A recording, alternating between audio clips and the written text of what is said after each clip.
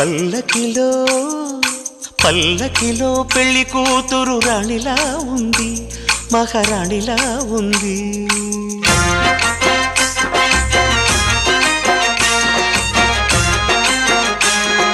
రాణిగారికి సిగ్గులు వచ్చే, రాజుగారికి చిరునవ్వొచ్చే, ఈ ఇద్దరి పెళ్లికి ఆనందం అతిథిగా వచ్చే.